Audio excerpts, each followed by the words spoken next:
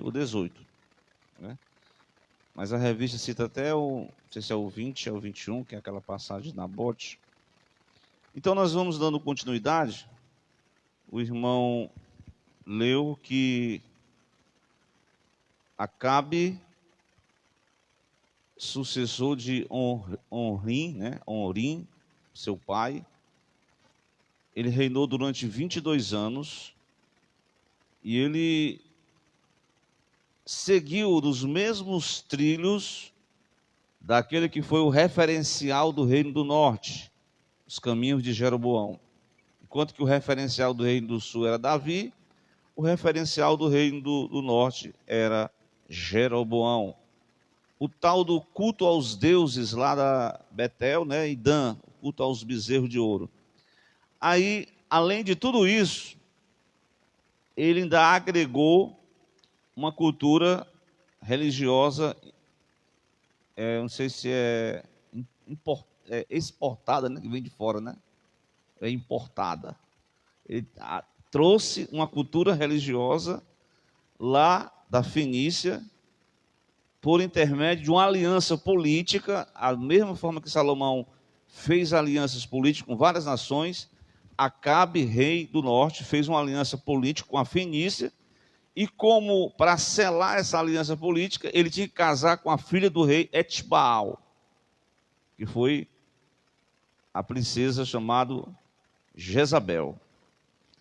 Então Jezabel, no versículo 31, que o irmão, acho que é o 1 Reis, capítulo 16, o versículo 31, diz assim, ó: sucedeu como se fora coisa leve andar nos caminhos, coisa leve, andar nos pecados de Jeroboão, filho de Nebate, ainda tomou por mulher Jezabel, filha de Etbaal, rei dos Sidônios, e foi e serviu a Baal.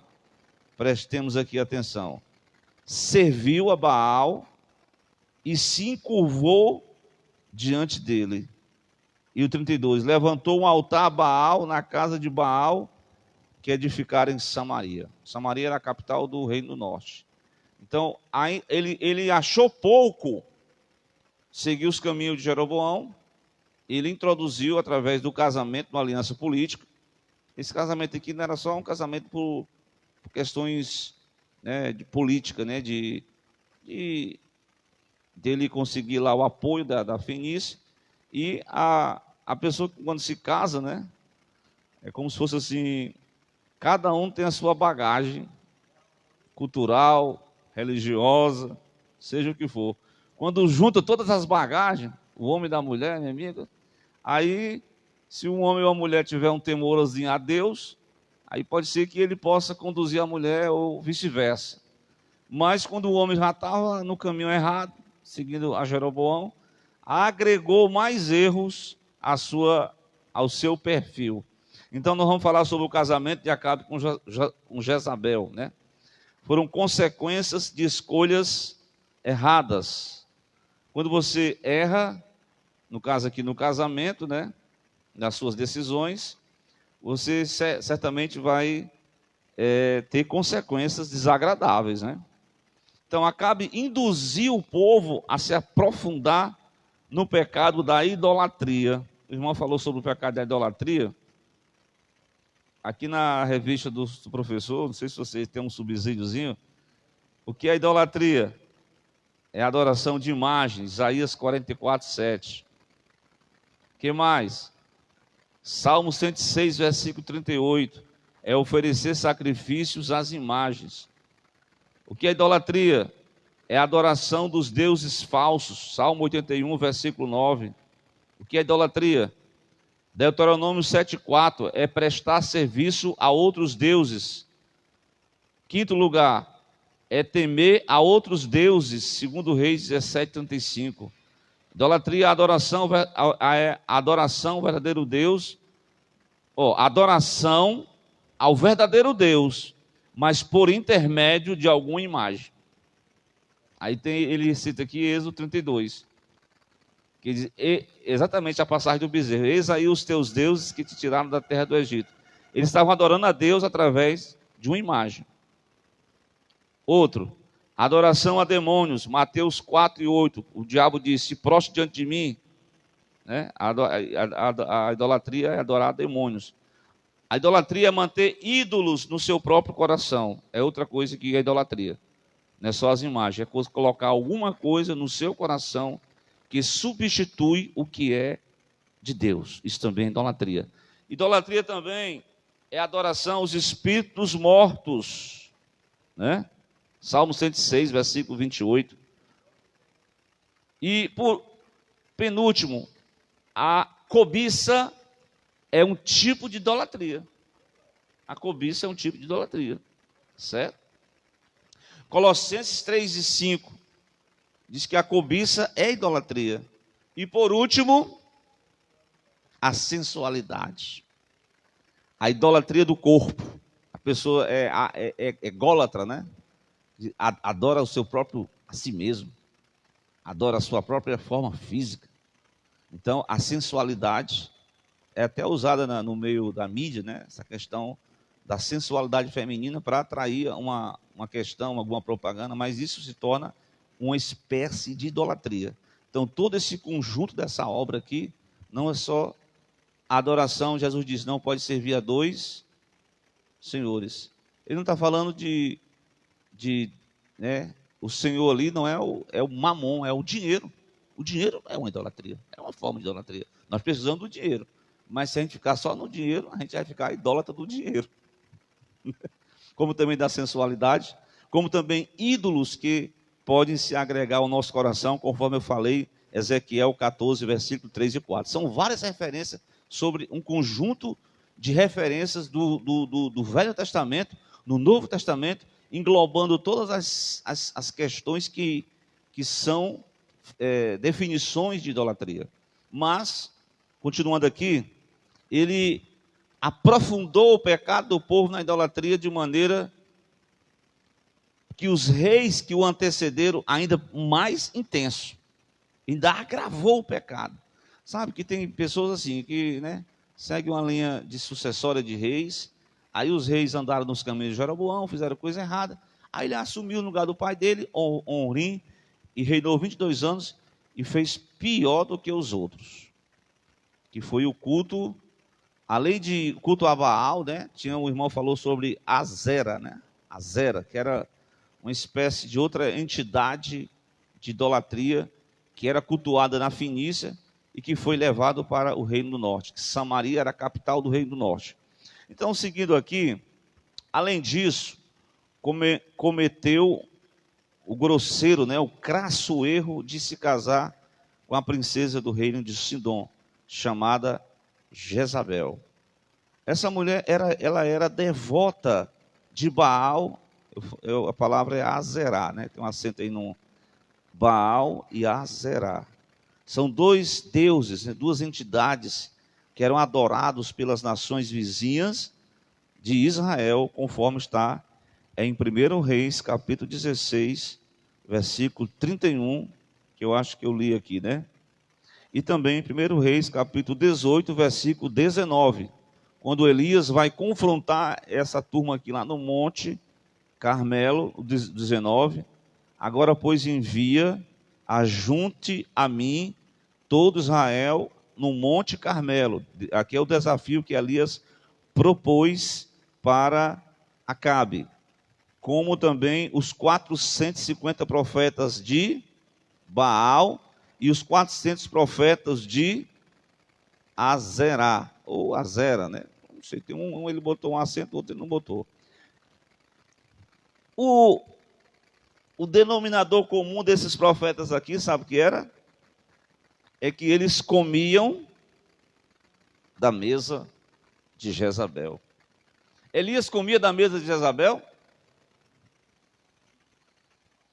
Elias pagou, foi um preço, Porque, assim, os corvos traziam alimento para ele.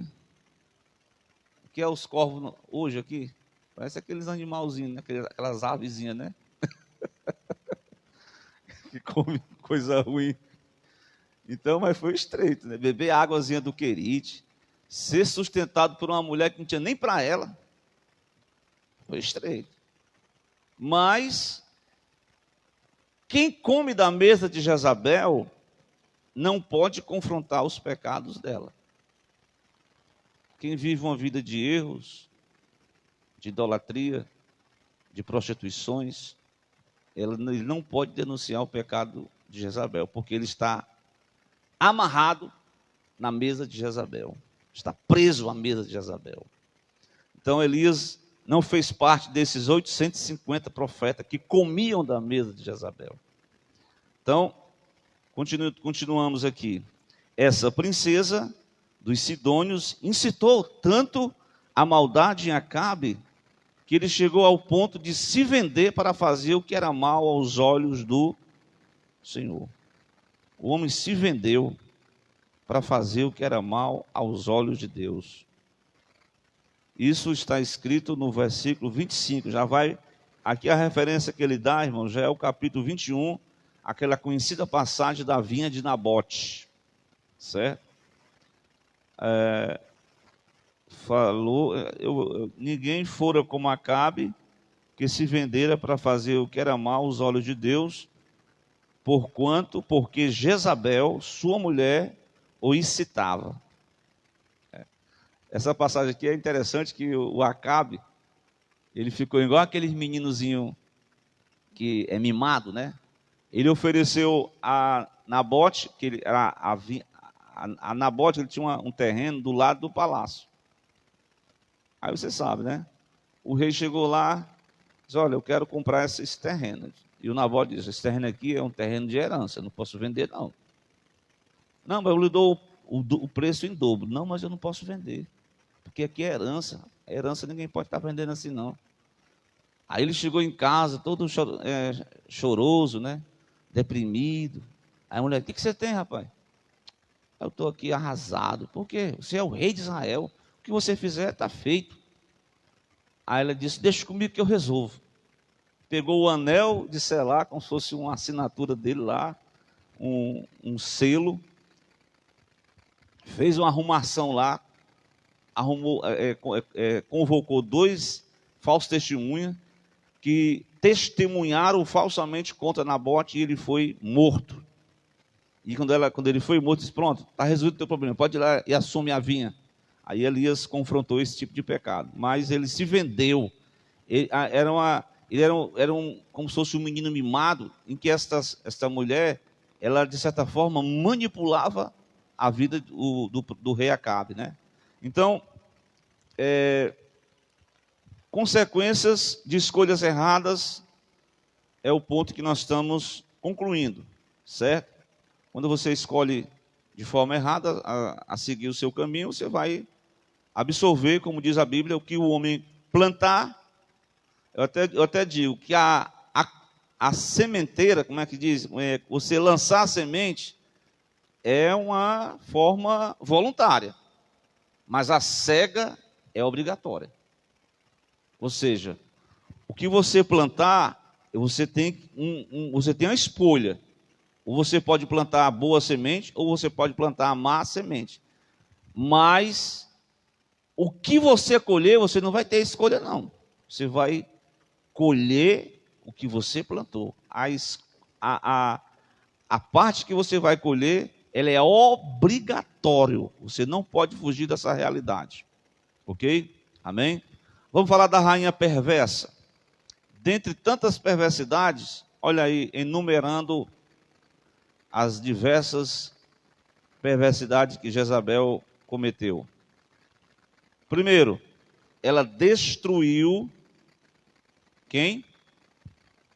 Ela era caçadora de profetas. Essa aí foi boa, viu? Mandar matar os profetas, porque vocês sabem que naquela época de grande crise espiritual, de idolatria no Reino do Norte, mas Deus estava preparando ali, tinha a escola dos profetas, né? Então, o versículo 4 diz que ela destruiu os profetas. Teve um cidadão chamado Obadias que conseguiu guardar alguns profetas, sustentando só com pão e água. Imagina você comer só pão e água, né? Fica muito fraco, né? Mas era um pão muito forte, porque o Elias comeu um pão e uma água lá, debaixo lá do zimbro, caminhou 40 dias. Mas, enfim, ela destruiu, ela mandou um mensageiro intimou, disse que ia mandar matar o profeta Elias. Esse aí foi um problema que Elias enfrentou no capítulo 19.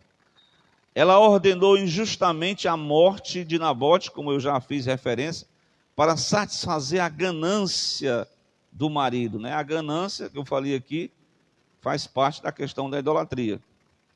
Outra coisa que ela fez de ruim, segundo livro dos reis, esse aqui eu achei interessante, é que o Jeú foi o rei, que foi o rei que aplicou o juízo sobre a casa de Acabe, né? Aí o outro rei perguntou, vai tudo bem contigo? Como é que pode estar bem? Como é que pode estar em paz com as prostituições da tua mãe e com as feitiçarias que ela praticava? Como é que você pode ter paz se você vive uma vida de prostituição e de feitiçaria? Está lá escrito em 2 Reis, capítulo 9, 22. Como podemos ter paz numa vida de prostituição e de feitiçaria? Você pode ter paz do seu jeito, mas paz com Deus você não tem, certo? Então, todas essas coisas erradas praticadas pela rainha perversa. Continuando aqui o segundo parágrafo, o trágico fim de Jezabel foi também profetizado por Elias. Jeú mandou matar, ela foi empurrada por 2 eunucos lá de um térreo, né? E ela morreu ali. Diz a Bíblia que foi uma morte tão trágica que enquanto o Jeú estava lá se alimentando, né? Diz que os cães comeram a carne dela, que só ficou o crânio, as mãos e os pés. Estava até lendo sobre isso aí, né? No campo de Jezreel, os cães comeram, só ficou o crânio, as mãos e os pés. Foi devorada. Não sei que cão era aquele, não. Cão valente, viu? Porque estava tudo com fome. Aí está escrito aí, ó, que ela não seria sepultada, mas que os cães a devorariam, porque a sua maldade, a abominação, contrariaram a justiça divina. Certo? Deus é misericordioso, né, irmão? Mas ele julga com muito rigor aqueles que insistem em permanecer na prática do mal. Certo? Glória a Deus. Aí fica para você ler depois em casa, mas é 1 Reis 21, 23 a 27, que foi uma profecia que Elias profetizou quando Acabe tomou posse da terra que não era dele, ali articulada por Jezabel, e agora Elias lança uma profecia que no campo de Jezreel, essa mulher ia ser, né, teve uma morte bastante trágica, né? Foi morta ali. E, na verdade, quando eu pesquisei sobre o crânio, né? Diz que representava os pensamentos, a ideologia dela, né? Que ela tanto pregava, defendia, vivia. E aquilo foi combatido por Elias, por Jeú, naquela época, mas que na continuidade dos dias, dos anos, das gerações, o pensamento ideológico de Jezabel ainda está atuante no mundo de hoje, certo? E como está, né, essa questão da prostituição, da feitiçaria, da manipulação, certo? A manipulação no caso aqui, era um rei, marido, que certamente ele, ao invés de conduzir como um sacerdote de casa, né? Ele era conduzido pelos ideais ideológicos desta mulher, altamente articulada pelo maligno mesmo, para induzi-la ainda mais ao erro e fazer coisas horríveis, como morte de gente inocente, né? Ela perseguia os profetas de Deus, mandava matar, mandou até um mensageiro: me faça tanto, e os deuses se amanhã a tua vida não seja como a daqueles 850 profetas que foram mortos lá no Monte Carmelo. Amém? Vamos para o segundo tópico? O tempo está passando, mas a gente vai chegar lá. Elias prevê, o irmão disse que é curtinho, né? Elias prevê uma grande seca. Nós vamos agora para o 1 Reis 17. Elias, o tisbita. Essa palavra tisbita significa que ele era da cidade de Tisbe, lá nos moradores de Gileade. Ele chegou, olha, é interessante o capítulo 17, né? Ele chega, ele se apresenta para Israel, né, ali para Acabe. Ele vai frente a frente com Acabe e dizer, olha, vive o Senhor. O próprio nome, o nome de Elias, você sabe o que significa a palavra? El, Deus. Ias, é um nome duplo, que está se referindo a Deus, El, e ao nome do Deus da aliança, que é Yahvé, Jeová. Não se sabe a pronúncia exata, mas o Senhor é Deus, é o nome dele, é um nome profético, o Senhor é Deus. E ele chegou para o Acabe, diante de tanta idolatria, ele diz, olha, assim diz, ele diz assim, vive o Senhor, o Deus de Israel, em cuja presença estou, que nestes anos, nem orvalho, nem chuva haverá, segundo a minha palavra. Foi ousado aqui, né? Mas ele foi orar depois, né? Porque Tiago diz que Elias era um homem sujeito às mesmas paixões. Mas ele orou fervorosamente para que não chovesse. E durante 3 anos e meio houve uma seca terrível. Tá certo? Então, Elias prevê essa grande seca. Vamos lá, intervenção divina. Vamos falar sobre a intervenção divina. Em razão de sua idolatria e atrocidades, né, Acabe é considerado o pior rei de Israel. Ele foi o pior. Acabe fez um bosque de maneira que Acabe fez muito mais para irritar o Senhor, Deus de Israel, do que todos os reis de Israel que foram antes dele. Foi pior dos que foram antes até então. Então, por causa dos seus atos perversos e pecaminosos, Deus levantou o profeta Elias, porque é a misericórdia de Deus, é a benignidade de Deus. Deus suscita homens para denunciar o pecado de reis, de pessoas grandes, para que ele pudesse ouvir o chamado, porque tem mensagem que não agrada ao coração dos homens. Porque o que agrada ao coração dos homens é a mensagem triunfalista. Deus vai te dar vitória, Deus vai te abençoar. Como é que você vai ter paz? Coberto de prostituição e de feitiçaria, como disse Jeú. Então, ele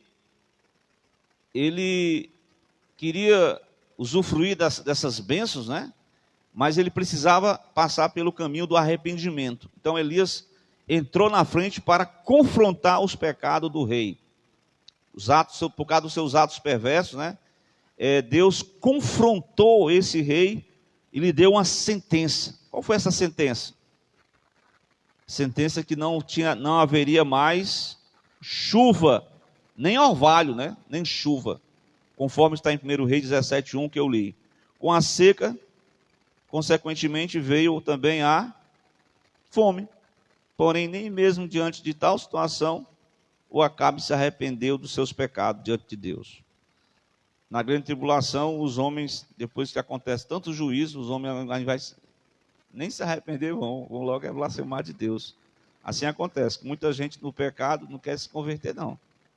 Quando está na peia, faz reclamar de Deus, dos homens de Deus, botar a culpa no pessoal da igreja. Vamos lá. Elias prevendo essa seca, já vimos aqui a intervenção de Deus. Deus interveio. As bênçãos de Deus pararam de fluir. Porque a graça comum, tem a graça especial, a graça comum. A graça especial, a graça da salvação. Todo aquele que nele crê, recebe de Deus. A graça comum, Deus abrange a todos. Deus envia a chuva sobre os bons e sobre os maus. Sobre o justo e o injusto. Deus agracia a todos. Mas nesse caso aqui, Deus estava retendo as chuvas, o orvalho do céu, para mostrar que aquelas pessoas estavam em desobediência e precisavam se converter. Vamos para o segundo tópico, subtópico, né? O preço da obediência a Deus. Por obedecer a Deus, por não comer na mesa de Jezabel, Elias, na sucessão dos episódios, ele entrega a mensagem foi rápida. Ele diz, segundo a minha palavra, nem orvalho, nem chuva, não vai chover. E ponto final. E foi-se embora.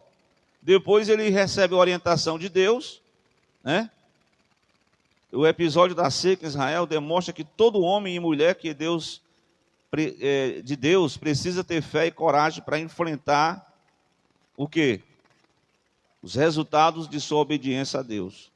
No caso de Elias, ele teve de enfrentar muita dificuldade, como a falta d'água, falta de comida, né? Ainda mais tarde ele teve que fugir de Jezabel, morreu com medo, né? Era um homem sujeito às mesmas paixões. Um homem que tinha enfrentado 850 homens, agora corre com medo de uma mulher. O negócio dele não era um homem. Rapaz, o Elias era poderoso, era nada, era Deus na vida dele. O pastor até pregando que a diferença de Elias para nós é que o Elias orava mais, né?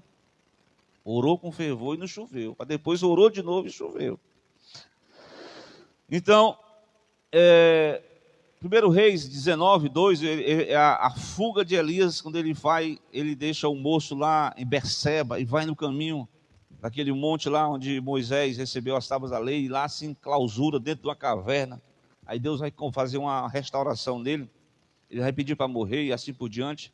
Mas seguindo aqui, entretanto, apesar das dificuldades pelas quais passou o profeta, a bondade de Deus, a misericórdia de Deus, nunca deixou o profeta abandonado, né? Deus cuidou dele, acompanhou ele, porque ele foi sustentado por os pássaros, né? Os corvos. E o que mais? Os corvos traziam uma alimentação pela manhã.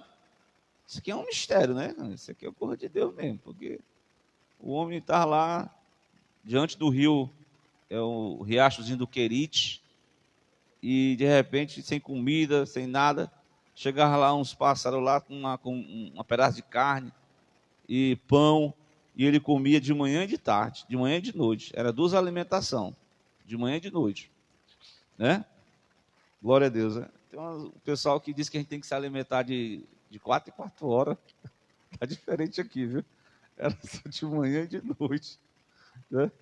Porque a escassez, irmão, quando chega a escassez, aí o cara tem que cortar algumas comidas, né? Corta a merenda de 9 horas, corta o lanche da tarde, corta a ceia da noite, né? Fica só 2 refeições principais, né? A ceia porque no quartel tinha o almoço 6 horas, e já lá para as 9 horas tinha uma ceia, que era uma merendazinha, um cafezinho, um suco, um bolacha, né? Aí é chamada a ceia. Isso que o pessoal pensa que estou falando da ceia da igreja, né? Mas é um lanche, né? Então, a pessoa que vai passar a noite, às vezes trabalhando, tem que lanchar, né? Então, Elias foi sustentado por algum tempo, durante esse período ali de provação no Querite. De repente, a água se acaba. Irmão, faltou água. A cajessa, cara, não tem mais água. A prova foi grande, viu, irmão? Irmão, a água... A energia até que dá para passar, mas a água cortada, meu irmão. É prova, não é não, irmão? Quando a água é cortada, Deus, com a sua bondade e misericórdia, vai sustentar ele. Aí Elias recebe uma palavra profética. Olha, eu tenho preparado uma família que vai cuidar de você. Ele diz, oh meu Deus do céu, eu espero que seja uma pessoa muito rica, que vai me ajudar muito, vai dar um um gordo salário, ou uma ajuda humanitária, social, quando ele disse, ó, é uma viúva pobre, lá de Sarepta, a terra da mulher que é a esposa do Acabe. Que lamentação. Chegou lá, a mulher não tinha nem para ela, só tinha um pouquinho de comida lá, estava catando as lenhas, não tinha nem gás. Não tinha nem gás. Naquele tempo não tinha gás, né? Estou só transliterando para os dias atuais. Não tinha gás, só tinha um pouquinho de farinha de trigo, com um pouquinho de óleo, para fazer um bolo, somente comer e pá. Não tinha mais o que comer. Mas aí Deus usou ele, né, para multiplicar a farinha, o azeite, e ficou ali sendo sustentado. Então, terceiro subtópico, Deus sempre cuida dos seus filhos. Na casa da viúva, Elias realizou o milagre da multiplicação da farinha, do azeite. A mulher ainda disse que só tinha um pouquinho, uma pequena quantidade para ela, que era 2 ingredientes, né, e para o seu filho. Mas mesmo diante desse triste cenário, o profeta pediu que ela fizesse primeiro um bolo para ele. A viúva obedeceu à ordem de Elias e lhe preparou a comida. A partir daí, pela palavra de Deus, irmão, a gente acha aqui que o milagre era que, de repente, Deus mandou um bocado de saco de farinha de trigo que veio lá do moinho Dias Branco e tal, e um bocado de óleo. Não foi assim, não. É o pão nosso de cada dia nos dá hoje. Todo dia a mulher vai ver, só tinha um pouquinho. Todo dia só tinha um pouquinho. Acordava de manhã, para acordar, só tinha um pouquinho. Mas nunca faltava um pouquinho. Todo dia tinha um pouquinho. Todo dia tinha um pouquinho. Todo dia Deus acrescentava um pouquinho. Todo dia Deus providenciava um pouquinho. Todo dia tinha comida para a mulher, a comida para o filho da mulher e a comida para o profeta, que era sustentado pela viúva pobre. Glória a Deus por isso. Para o homem não se gloriar. Não é verdade? Então,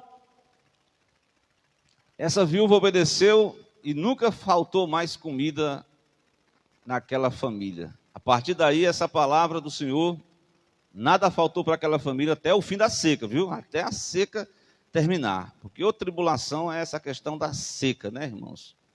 Essa história mostra o quanto Deus cuida dos que proferem a sua verdade e defende a causa do órfão. Deus defende a causa do órfão, da viúva.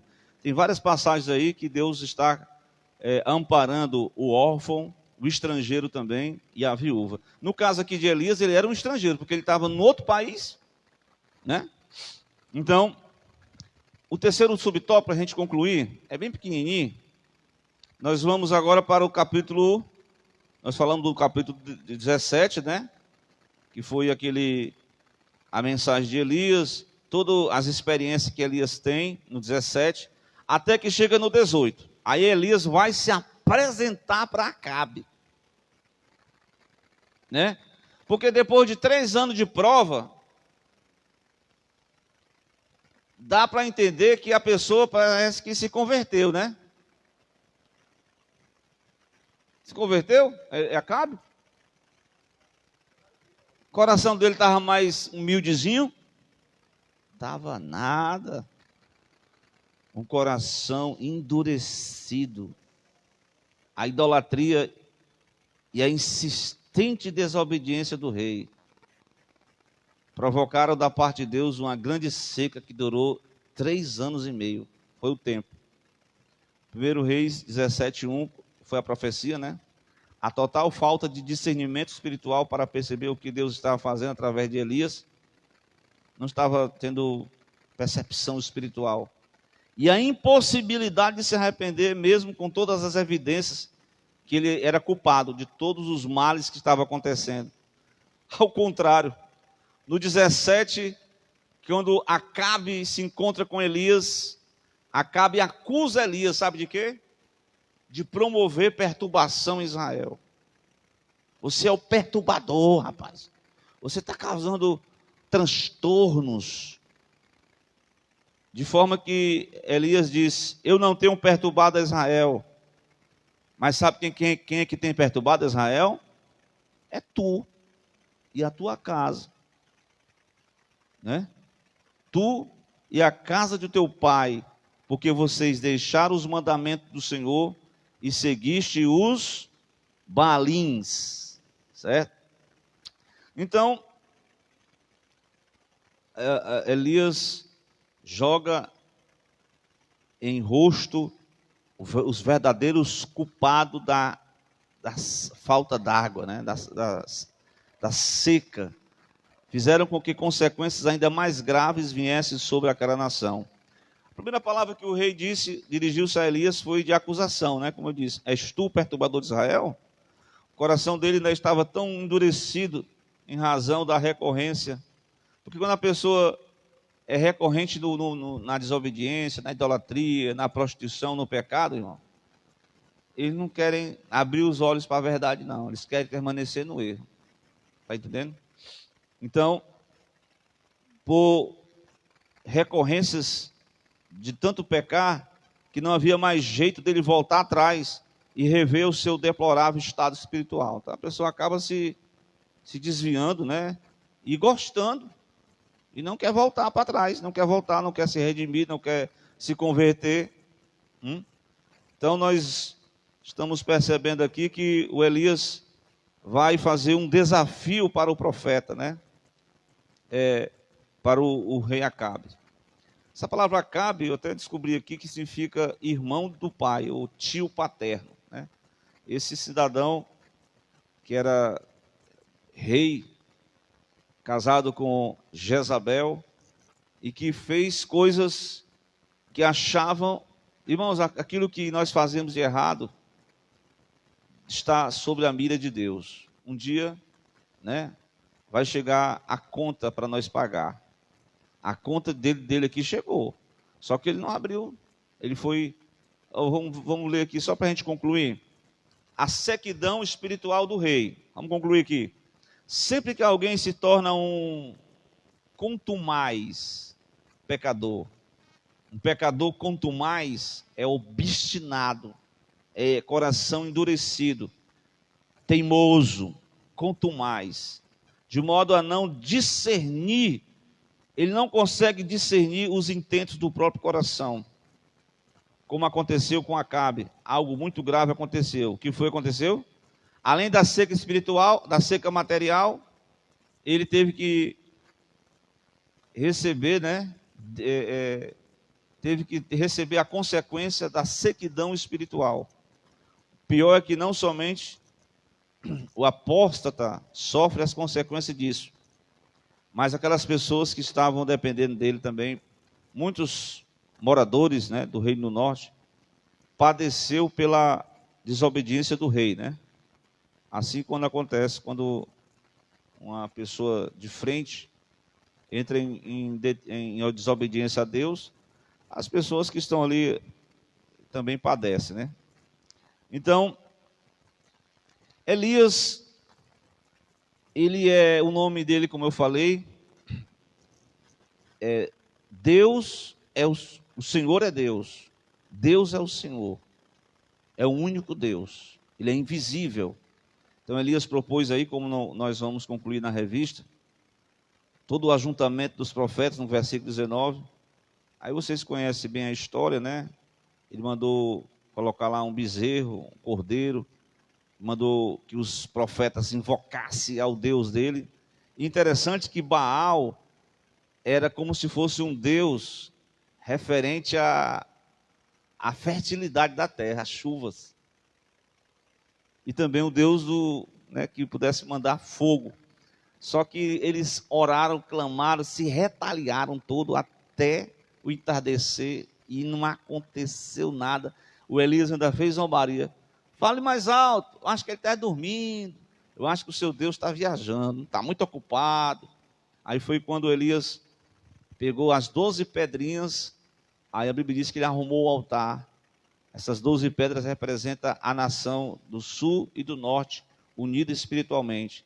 Derramou as águas ao redor, espalhou ali por cima o cordeiro e fez uma oração muito rápida.